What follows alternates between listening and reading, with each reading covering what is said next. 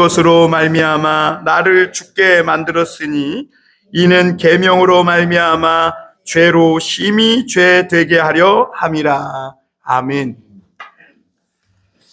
오늘 우리가 읽은 말씀을 가지고 율법으로부터의 자유라는 제목으로 말씀을 나눌 텐데요. 이 로마서 말씀이 성경에서 참 어려운 말씀입니다. 왜냐하면 기독교 교리에 대해서 다루고 있기 때문에 읽어도 이게 무슨 말인지 이해하기 어려운데, 우리 성도님들께서는 이 어려운 말씀들을 잘 이해하시는 것 같아서 참 좋은 것 같아요. 제가 참 설교를 이렇게 잘 못하는데도 우리 성도님들이 이 성경 말씀을 바르게 깨닫고 이해해서 이렇게 아름답게 성장하는 모습을 보니 참 만족감이 됩니다. 여러분, 오늘 우리가 읽은 말씀을 통해서 말씀을 듣고 우리가 신앙생활을 어떻게 해야 할지, 그리고 신앙생활 하면서 나도 모르게 묶여있고 매여있던 모든 것들을 다 털어내시고 또 그 가운데에서 자유케 되어서 하나님을 기쁘고 정말 행복하게 섬기는 저와 여러분이 다 될 수 있기를 주의 이름으로 축원합니다. 세상에는 크게 두 가지 법이 있습니다. 첫째는 죄 지은 사람을 처벌하는 사회법이 있는데요.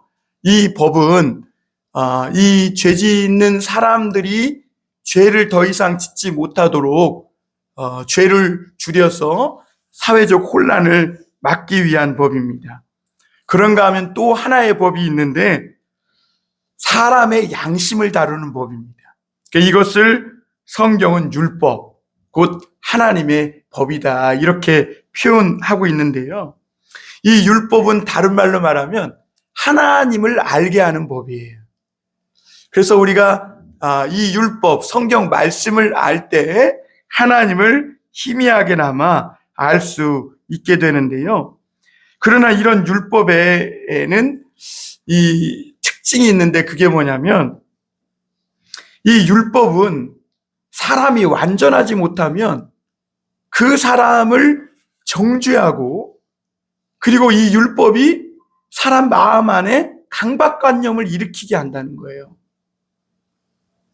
그래서 율법은 하나님이 주신 거룩하고 고상한 법인데, 동시에 사람을 자꾸 완벽하게 한다는 그런 잘못된 이 두려움, 때로는 막 강박관념을 주어서 죄책감에 시달리게 만듭니다.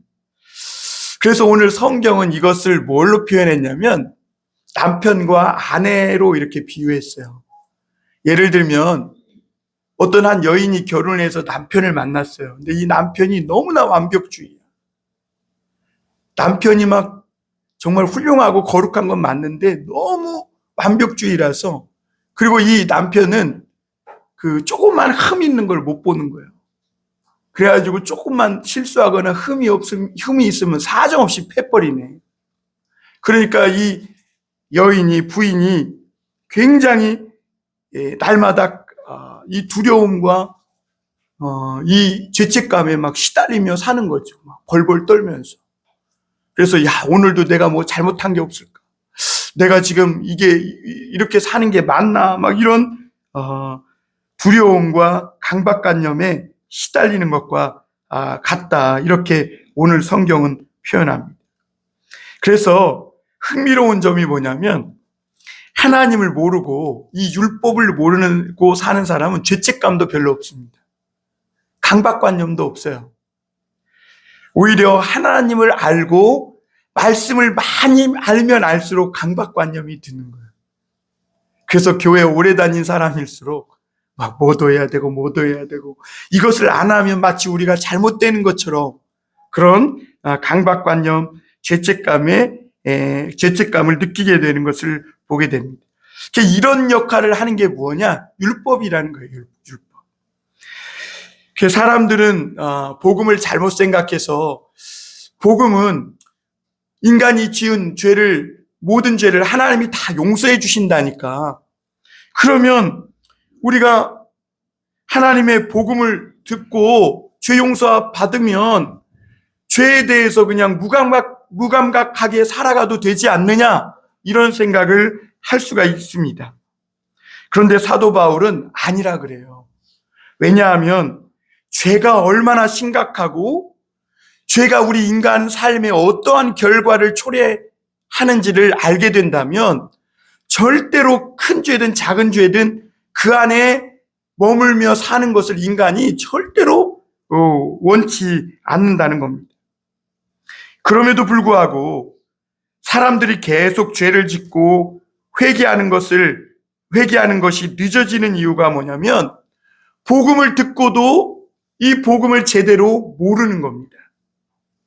복음을 제대로 들은 사람은 절대로 이 인간을 아주 비참하게 만드는 이 죄 가운데 살고 싶은 마음이 들지 않게 된다고 성경은 말하고 있는 것이죠. 그래서 우리 믿는 성도들이 신앙생활을 하면서 이 두 사이에서 늘 고민이 돼요. 왜냐하면 하나님은 우리를 의롭다 하시는데 왜 우리는 여전히 죄의 유혹을 느끼며 사느냐는 것이죠. 하나님이 너 죄 다 용서받았다. 예수님 믿음으로 너 과거, 현재, 미래의 죄까지 주님이 다 십자가에 못 박아 없애주시고 죽음으로 없애주시고 죄를 용서해 주셨고 너는 의로워졌다. 네 죄가 다 용서받았다 그러는데 왜 우리는 여전히 죄 짓고 싶은 마음도 들고 그리고 또 여전히 죄 짓고 살아가고 있느냐는 것이죠. 하나님은 이런 우리를 어떻게 의인이라고 부르실 수 있느냐라는 것이죠. 이게 우리 믿는 성도들에게 큰 고민인데요. 오늘 우리가 읽은 말씀이 이런 고민을 하고 있는 성도들의 질문에, 고민에 답을 해주고 있음을 볼 수 있습니다. 첫 번째 우리가 살펴볼 것은 율법의 성격인데요.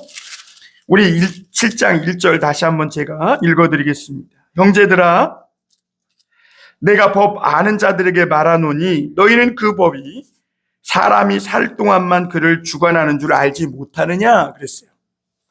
여기서 바울은 법 아는 자들에게 말하고 있음을 볼 수 있습니다. 법 아는 자들. 여러분, 로마는 법으로 다스리던 나라였다 그래요. 당시 세계에서 가장 법을 잘 아는 사람들이 누구냐? 로마 사람들이.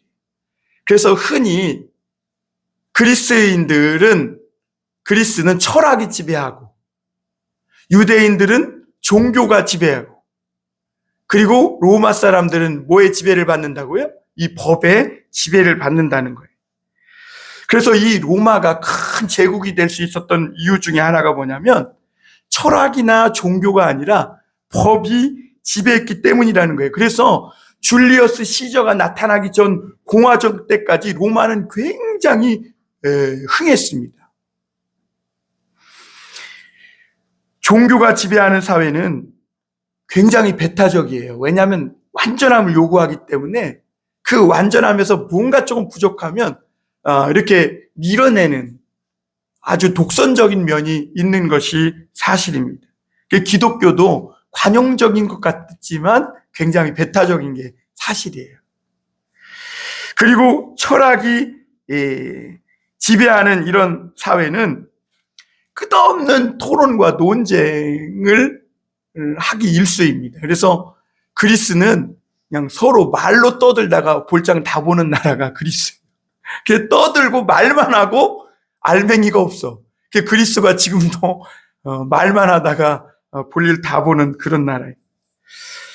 그런데 법이 지배하는 사회는 차별이 없어요. 인종이 다르든 뭐하든 나이가 들었든 어리든 법에만 맞으면 누구든지 다 받아줘요. 그 나라가 어디냐? 예를 들면 미국 같은 나라가 그래요. 그래서 유나이티드 스테이츠라고 하잖아요. 거기는 이제 흑인이나 백인이나 황인종이나 여자나 남자나 그냥 법을 지켜서만 살면 누구나 다 편안히 살아요. 법을 어기니까 문제가 되는 거예요. 법을 어기니까.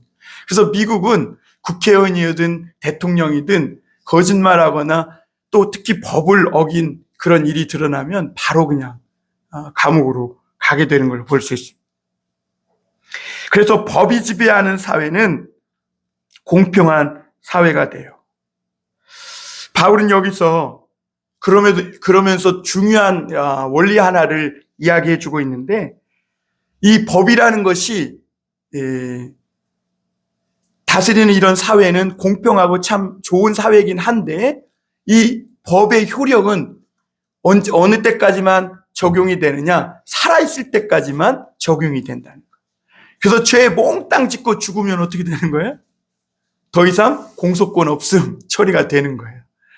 그래서 어떤 사람이 20년형 죄를 짓고 한 5년 살다가 죽었어요. 그럼 그 시체를 감옥에다 가두고 15년 있느냐? 아니라는 거예요. 그냥 묻어버린다는 것이죠. 그래서 사람이 죽으면 법의 효력도 끝이 나요. 여러분, 부부관계도 마찬가지죠. 부부관계도 오늘 내가 결혼한 나의 남편이 굉장히 나쁜 사람이야. 그런데 로마 시대에는 아무리 악한 남편이라도 그 남편에게 떠나서 다른 남자랑 결혼하면 음란이라 그랬어요. 음란. 그렇죠? 그러니까 이 남편에게서 벗어날 수가 없는 거예요. 그런데 이 남편에게 벗어날 수 있는 방법이 뭐냐? 죽는 거예요, 남편이. 남편이 죽으면 누구든지 이 남편에게서 자유롭게 벗어날 수가 있어요. 그러니까 감정적으로는 연결되어 있을지 모르지만 배우자 중에 어느 한쪽이 죽게 되면 서로가 자유해지는 것이 사실입니다. 그러니까 법적으로 관계가 끝이 납니다. 여러분, 율법은 하나님이 이스라엘 백성들에게 하나님을 알 수 있도록 주신 법이 율법이에요. 이스라엘 사람은 누구든지 이스라엘 어머니에게서 태어나서 8일 만에 할례를 받으면 자연적으로 이스라엘 사람이 돼요. 그런데 이 율법을 통해서 그렇게 자동적으로 이스라엘 사람이 되지만, 그러나 이스라엘 사람도 율법을 어기면 이스라엘 백성으로서의 자격이 박탈당하고 상실되게 돼요. 그래서 이스라엘 백성들이 하나님께 율법을 받아서 그 율법을 지키면서 살면서 깨달은 게 뭐냐? 이 율법을 통해 우리가 태어나면서 하나님의 백성이 되는 것도 어려운 일이지만, 이 율법을 지키면서 하나님의 백성으로 살아가는 것이 너무나 어렵다는 것을, 어려운 정도가 아니라 불가능하다는 것을 깨닫게 되었어요. 결국 이스라엘 백성들은 나름대로 율법을 잘 지켜보려고 최선을 다해서 그렇게 하나님 백성으로서의 자격을 갖춰보려고 노력했는데 실패하고 맙니다. 그래서 결국에는 가나안 땅도 뺏기고 그 가나안 땅에서 쫓겨나서 전 세계로 뿔뿔이 흩어지게 되는 것이죠. 왜냐하면 인간이 율법을 머리로 아는 것만으로는 절대로 죄를 이길 수가 없다는 거죠. 이 율법은 그저 우리 인간에게 율법을 지키도록 죄책감과 강박관념 이런 것으로 몰아갈 뿐이라는 것입니다. 두 번째로 우리가 생각해 볼 것은 율법의 그럼 영성인데요. 여러분, 우리가 세상을 살면서 사람이 법을 어기지 않고 사는 것으로 충분하냐 하는 것입니다. 여러분, 법 안 어기고 법을 잘 지키며 사는 것으로 사람이 충분하다고 생각하세요? 그러면 구제나 자선이나 이런 걸 할 필요가 없죠. 그렇죠? 사람은요, 이 영혼의 깊은 곳에서 법을 잘 지키는 것만으로는 만족함이 없어요. 그래서 무언가 더 완전해지고 더 행복해지려고 착한 일을 하고 선한 일을 하고 구제를 해요. 또 어떤 사람이 법을 잘 지켰다고 저 사람 대단히 훌륭한 사람이야 이러는 것도 없어요. 그렇죠? 법을 잘 지키는 거 당연한 겁니다. 당연한. 그래서 사람들은 자꾸 법을 넘어서 뭔가 좋은 일을 하려고 하는데요. 이것을 소위 영성이라고 합니다. 영성. 영성은 막 이런 게 영성이 아니에요. 막 이상한 방언 말하고 이게 영성 아니에요. 영성은 하나님 안에 하나님의 그 선하심, 인자하심이 얼마나 그 사람 마음속에서 충만하냐. 이게 영성이에요. 세상에는 두 종류의 영성이 있는데 먼저는 일반적인 영성입니다. 이 일반적인 영성이라는 것은 하나님을 모르는 사람도 법을 지키는 것만으로는 충분한 게 아니구나. 뭔가 봉사도 하고 남도 돕고 도덕적으로 이렇게 살아가려고 해야 하는구나 라는 것을 안다는 거예요. 그래서 그렇게 좋은 일을 하며 어떻게든지 자신을 조금 더 지켜가며 세상에 더럽히지 않으며 살아가려고 하는 모습이 있다는 거죠. 예를 들면 공자는 뭘 강조했죠? 군자가 될 것을 강조했어요. 군자는 뭐냐? 학식과 덕에 완벽한 육아적 이상적인 인간을 군자라 그러는데, 그래서 군자가 될 것을 이렇게 강조했어요. 왜? 하나님을 몰라도 그렇게 한다는 것이죠. 그러면서 사람은 아주 작은 이익을 따라 살지 않아야 하며, 그리고 의리를 지켜가며 살아야 한다. 그때 당시에 중국이 춘추 전국 시대였는데, 그래서 막 힘 있는 사람이 힘없는 사람을 괴롭히고 빼앗고 하던 시대였는데, 그런데 인간은 그런 군자가 되어야 한다. 그러면서 그런 논리를 주장한 겁니다. 또 어떤 도덕적인 사람들은 이 도시에 살다 보니까 막 지긋지긋하고 실증 나는 거야. 사기치고 속이고 막 이런 것들이 너무 힘들어. 그러니까 이 도시를 떠나 사람도 떠나 시골로 가가지고 자연에 산다 뭐 이런 데 나오는 것이죠. 뭔가는 좀 청빈하고 겸손하고 뭔가 그러면서 자신을 더럽히지 않고 지키며 살려는 그런 모습이 있는 거예요. 그런데 이런 모든 것들은 하나님을 모르는 상태에서 인간의 신념으로 자기를 지켜보려는 몸부림에 불과하다는 거예요. 두 번째는 율법의 영성인데요. 이것은 하나님을 알고 말씀을 알고 들은 사람들의 영성입니다. 이 사람들은 말씀이 말하는 그 수준에 이르려고 노력해요. 막 새벽 기도하고 헌금하고 뭐 봉사하고 전도하고 기도하고 뭐 금식하고 그럽니다. 그런데 이상하게 막 더 금식하면 금식하고 기도하면 기도할수록 나의 못난 모습이 더 보이는 겁니다. 나의 부족함이 늘 더 기도하면 기도할수록 성경을 읽으면 읽을수록 참 나의 부족함이 계속해서 이상하게 드러난다는 것이죠. 그래서 한 가지 사실을 깨닫게 됩니다. 나의 노력으로는 절대로 성경이 말하는 기준에 도달할 수 없구나. 깨닫게 돼. 그런데도 여기에서 깨닫지 못하면 복음을 제대로 알지 못하게 되면 자신을 자꾸 채찍질하게 되는 거예요. 너는 더 금식해야 돼. 너는 더 기도해야 돼. 안 돼. 막. 그런데도 어때요? 여러분, 더 금식하고 더 기도 많이 한다고 우리가 하나님 말씀에 더 수준 높이 그 하나님이 원하는 수준까지 갈 수 있게 되던가요? 오히려 반대로 신앙생활을 잘하려고 기도하고 금식 많이 하면 할수록 사람은 자기의 연약함이 더 크게 보인다. 왜냐하면 인간의 이 몸속에는요 이미 죄가 들어와 있어요. 그리고 이미 죄가 활동하고 있어요. 단지 인간이 그걸 눈 가리고 아웅하고 안 보려고 하는 것이고 불편하고 힘드니까 자기를 대면하지 않으려고 하는 것뿐이지. 그래서 하나님 앞에 나와서 성경 보고 말씀 보고 기도하고 하나님 앞에 자꾸 서면 사람은 자기 안에 있는 이 깊은 죄덩어리를 더 생생하게 보게 되고 그래서 더 채찍질하게 되고 그래서 이상하게 열심히 신앙생활하는 것 같은데 마음에 위로도 없고 평안도 없고 이상한 모습을 발견하게 되는 것이죠. 그리고 여러분 이런 사람이 되면요 자신만 괴롭히는 게 아니라 남도 괴롭혀요. 교회에서 쟤는 어떻게 이렇게 신앙생활을 할 수가 있냐고 교회를 몇 년 다녔는데 그냥 새벽 기도도 안 하고 금식도 안 하고 뭐 이럴 수가 있냐고 이러면서 계속 그리고 또 교회 다니면서 어떻게 저렇게 살 수가 있냐고 이러면서 자신도 괴롭힐 뿐만 아니라 남도 괴롭히며 자신에 대해서 굉장히 비관적이고 세상에 대하여도 비관적이며 무거운 짐을 짊어지고 살아가게 됩니다. 성경은 이렇게 율법으로 하나님이 원하는 수준에 도달하려는 사람은 끝없는 죄의식에 빠질 수밖에 없다는 거예요.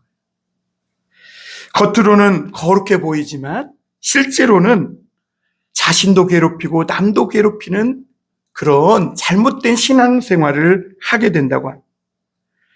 여러분, 우리가 그래서 복음을 제대로 모르고 복음에 붙잡히지 않으면 교회 생활도 그렇게 하는 거예요. 이게 기독교의 아주 무서운 함정입니다. 오늘날 얼마나 많은 이 목회자들이, 얼마나 많은 성도들이 이 기독교의 함정에 빠져서 신앙생활을 하긴 하는데 기쁨이 없어요. 신앙생활을 하는데 즐거움이 없어요. 그리고 행복하지가 않아.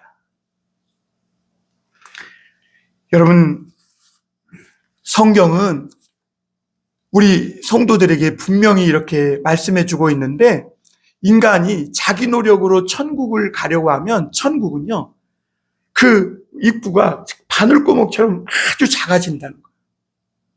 그런데 우리를 사랑하시고 우리를 죽기까지 자신을 내어주신 예수님의 그 은혜를 묵상하며 그 하나님의 사랑 안에서 복음을 깨닫고 살아가면 이 천국문은 바늘구멍 같았던 그 천국문이 그냥 대궐집 같은 큰 문으로 바뀌어지는 그런 놀라운 일들이 있게 된다는 것이죠. 그래서 여러분, 교회가 커지고 재정이 많아지고 전도가 활발해도 노예처럼 내가 그것을 노예처럼 하고 있다면 그건 신앙생활이 아니에요. 우리 안에 하나님에 대한 그 은혜가, 하나님에 대한 사랑이 느껴져서 내가 그렇게 살기를 기꺼이 하나님 앞에 올려드릴 때, 그때 진정한 신앙생활이 시작되는 줄 믿습니다. 하나님은 여러분 절대로 노예를 원치 않으세요. 하나님을 사랑하고 우리가 부족하고 쓰러지고 넘어져도 하나님의 사랑에 비비고 문대길 하나님의 자녀를 원하시는 줄 믿습니다. 마지막으로 한 가지 더 볼 것은, 그러므로 이 복음 안에는 참 자유가 있다는 겁니다. 우리가 율법 때문에 강박관념과 죄책감을 느끼는 것은, 여러분, 그럼 율법이 잘못됐을까요? 율법이 악법이고 율법이 악해서 우리가 율법 때문에 자꾸 막 강박관념과 죄책감에 시달리고 두려움을 느끼게 되는 걸까요? 그게 아니에요. 오히려 율법은 너무도 거룩하고 고상하고 아름다운 법이에요. 그런데 인간이라는 이 존재가 굉장히 복잡하고 미묘하고 섬세한 존재예요. 여러분, 사람은 사람을 물건 취급할 때가 있지만, 여러분, 사람은 사람을 절대로 물건 취급하면 안 돼요. 왜냐하면 사람은요, 굉장히 섬세하고 아주 복잡한 존재예요. 아주 참 놀라운 존재예요. 그래서 성경은, 옛날 개역 성경에 보면 이 사람을 신묘막측하다. 신묘막측. 청소년들이요, 사람, 인간 이상하게 어렸을 때는 그렇게 말을 잘 듣다가 또 청소년기만 되면 아무리 잘해줘도 아빠는 나를 안 사랑해, 아빠는 개부야 이러면서 문 확 닫고 나가버려. 뭐 통기타, 전기기타 다 사줘도 소용없어요. 청소년 때는 그래. 그런데 여러분, 그게 맞는 거예요. 그게 틀린 게 아니에요. 그게 맞아요. 하나님이 인간을 그렇게 지어 놓은 거예요. 바울은 이 원리로, 믿음의 원리도 이렇게 설명합니다. 인간에게 가장 어려운 일이 있다면 과거 죄책감에서 벗어나는 것인데요, 가룟 유다는 예수님을 열심히 따라다녔어요. 그런데 그는 늘 돈의 욕망에 사로잡혀 살다 보니까, 그리고 자기의 어떤 꿈과 자기 욕망을 위해 예수님을 따라가다 보니까 결국엔 예수님을 자기의 욕망을 위해 은 30에 팔아버려요. 그런데 양심의 가책을 느끼니까 자기가 나중에는 스스로 목매어 죽어요. 왜냐하면 이 가룟 유다도 율법을 아는 사람이거든. 그러니까 막 양심에 시달리다가 결국엔 스스로 자살하여 목매어 죽습니다. 여러분, 하나님이 그걸 원하시는 게 아니에요. 하나님은 우리가 양심의 고통과 괴로움 있더라도 오히려 그런 일을 통해 하나님의 더 큰 사랑에 기대어 오히려 베드로처럼 얼굴 뻣뻣하게 들고 뻔뻔스럽게 주님 앞에 나오기를 원하시는 은혜의 하나님이신 줄 믿습니다. 그 바울은 이 모든 인간에게 이 율법, 이 양심이 주어진 이유는 사람들이 이 양심을 통해 우리 하나님의 어떠하심을 알아가기를 원한 거예요. 그런데 사람들은 나 살기 편하려고 자꾸 양심을 마비시켜놔요. 그래야 살기 편하거든요. 양심이 깨어있으면 살기가 어려워. 휴지 하나 슬쩍 귀찮아서 좀 버리고 싶은데 양심이 있으면 어때요? 못 버리잖아요. 여러분, 그래서 요즘 사람들이 자꾸 프로포폴 맞는 이유가 뭐냐면 양심을 마비시켜 놓고 자꾸 도저히 맨정신으로는 못 살 것 같으니까 그런 거예요. 그런데 놀라운 사실은 교회에 와서 말씀 듣다 보면 이 마비된 양심이 살아나서 괴로워지기 시작한다는 거예요. 그게 교회를 안 오나 봐요, 사람들이. 다 좋다, 잘한다, 뭐 이런 얘기만 들어야 되는데, 행복하세요, 뭐 대박 나세요, 이런 소리만 해야 되는데, 교회 오면 죄 회개하십시오, 막 이러니까 싫은가 봐요. 그런데 여러분, 우리가 이 율법을 이용해서 우리를 계속해서 두려움 주고 죄책감을 주고 강박관념을 주는 이 죄의 정죄에서 하나님이 벗어나는 길도 주셨는데, 오늘 그게 바로 예수 그리스도와 함께 너희가 죽었다는 거예요. 여러분, 예배는 오늘 단순한 우리 종교 행사가 아니에요. 여러분, 여기 왜 나온 거예요? 같이 해볼까요? 나는 죽으러 나왔어. 죽으러 나온 거예요. 내 옛사람이 죽으러 나온 거예요. 왜냐하면 이 옛사람을 갖고는 죄의 정죄를 이길 수가 없거든요. 율법의 정죄를 감당할 사람이 없어요. 그래서 예수님이 십자가에 죽으실 때 나도 그와 함께 죽기 위해 나온 거예요. 옛사람을 이 예수님과 함께 십자가에 목매달아 죽게 만들고 묻어놓고, 그리고 예수님이 살아나실 때 나도 새롭게 다시 살기 위해 주님 앞에 나오신 줄 믿습니다. 그래서 이제는 마귀가 율법으로, 오늘 이 예배에 나온 사람들은 율법으로 마귀가 막 율법을 이용해갖고 정죄하려고 정죄거리를 찾아도 찾을 수가 있어요, 없어요? 없어요. 왜? 이미 죽었잖아요. 마귀가 막 우리 주변에서 서성대요. 저 사람은 뭐 어떻고. 그런데 마귀가 예수님과 함께 죽은 사람에게는 손도 대지 못하는 거예요. 아무리 율법을 들이밀어도 소용없어. 왜냐하면 우리는 율법에 적용받는 사람이 아니에요. 우리는 누구의 적용을 받아요? 예수 그리스도. 왜냐하면 우리는 이제 율법 소속에서 예수님 소속으로 이미 넘어간 줄 믿습니다. 그래서 주 예수 그리스도를 믿으면 너희가 죄와 사망의 법에서 성령의 생명의 법으로 옮겨졌다고 말씀하고 있는 줄 믿습니다. 오늘 하나님은 그러므로 우리가 이 예수 그리스도를 믿고 이제는 죄의 정죄에서 벗어나 예수 그리스도의 생명의 법 아래 있음을 말씀하시면서, 단지 너희가 이제는 죄책감이나 강박관념에서 벗어나 자유를 얻은 것으로 만족하지 말고 이제는 하나님 앞에 다시 살게 된 그 몸으로 열매 맺으며 살아가라, 이렇게 말씀합니다. 열매 맺음. 오늘 4절 한번 다시 볼까요?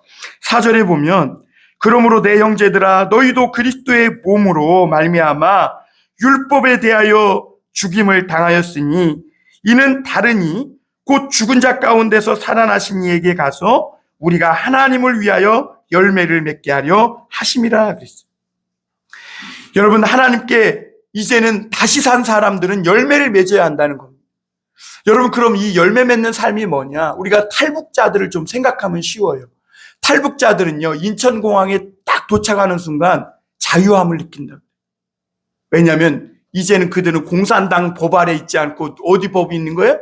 대한민국 법 아래, 이 자유로운 법 아래 있는 거예요. 그러니까 막 자유를 느끼게 된다는 것이죠. 그런데 그들에게는 동시에 어려움도 온다는 거예요. 왜냐하면 저 북한에 있을 때는 그냥 주는 밥이나 먹고 그냥 일 적당히 해도 배급 주면 배급 먹고 그냥 노예처럼 살면 근근히 먹고 사는데, 이 자유를 얻고 난 후에는 이제는 모든 걸 스스로 선택하고 그리고 스스로 삶을 만들어 가야 하는 이런 자유가 있기 때문에 이것을 탈북자들은 굉장히 힘들어한다 그래요. 그런데도 불구하고 어떤 사람은 막 대학에 들어가서 국회의원이 되기도 하고, 어떤 사람은 장사해서 큰 돈을 벌기도 하고, 북한에서는 할 수 없었던 그런 열매 맺는 삶을 살고 있는 것을 봅니다. 여러분, 믿음도 마찬가지라는 거예요. 우리는 예수님을 믿음으로 이제 죄책감에서 벗어나 양심의 자유를 얻은 줄 믿습니다. 이제 우리의 과거의 죄로 현재 여러분들을 삶을 묶을 필요가 없어요. 이미 예수님이 여러분들의 모든 죄를 십자가에서 다 멸하시고 우리에게는 참 자유를 주신 줄 믿습니다. 그러므로 예수 믿는 사람들에게는 이제 행복할 자유가 있어요. 누구도 우리의 행복을, 마귀조차도, 율법조차도 우리의 행복을 빼앗을 수 없음을 믿으시길 바랍니다. 율법도 예수 믿는 사람을 더 이상 정죄할 수 없어요.